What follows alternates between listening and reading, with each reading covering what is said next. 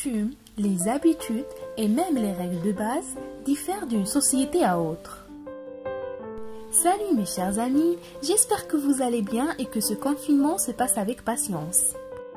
Aujourd'hui, nous allons voir ensemble deux situations basiques pour enrichir votre savoir à la langue française. C'est le vouvoiement et le tutoiement. Tout d'abord, nous allons définir ces deux notions pour arriver à savoir distinguer entre eux. Tutoyer signifie l'utilisation du pronom tu pour s'adresser à une personne. Exemple, comment vas-tu? Vouvoyer signifie l'utilisation du pronom vous pour s'adresser à une personne aussi.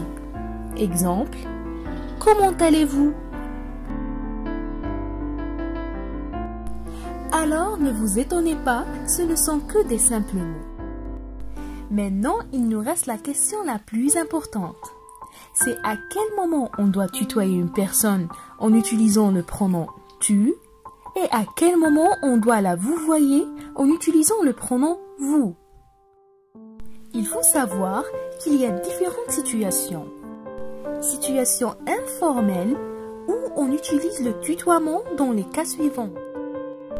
Avec un enfant, avec une personne plus jeune ou qui a le même âge que nous, avec un membre de famille, un ami, un proche, ou bien un membre d'une même communauté, par exemple quelqu'un qui est avec nous dans le même club musical ou bien sportif, d'une façon générale avec tous les gens que nous connaissons.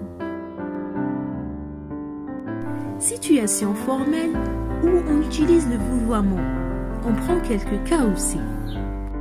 Une personne plus âgée que nous, avec un supérieur hiérarchique, c'est-à-dire une personne plus élevée que nous dans un ordre bien déterminé.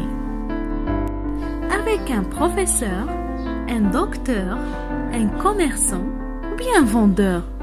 D'une façon générale, avec toutes les personnes qu'on ne connaisse pas. Par exemple, si quelqu'un nous demande de lui indiquer le chemin, ou bien dans la première rencontre.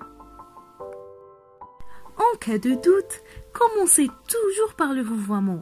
Sinon, vous pouvez poser la question s'ils acceptent que vous les tutoyez. En fait, même les Français trouvent des difficultés avec le tutoiement et le vouvoiement dans la vie quotidienne. Ils les considèrent comme un casse-tête. Mais il faut savoir que le vouvoiement est une marque de respect et d'une certaine distance qui existe à la langue française seulement. En anglais, par exemple, il n'y a que le pronom you pour le singulier et le pluriel. Et c'est beaucoup plus simple. Comme je vous ai habitué à mes remarques, la remarque d'aujourd'hui est: le vouvoiement existe même entre les mariés et les enfants à leurs parents chez les familles de la haute, c'est-à-dire chez les familles bourgeoises. Personnellement, je trouve ça bizarre et inutile. Le vous pour moi forme une certaine distance, donc je l'utilise rien qu'avec les étrangers. Et voilà mes amis, nous sommes arrivés à la fin. On se retrouve prochainement avec une nouvelle vidéo. Au revoir!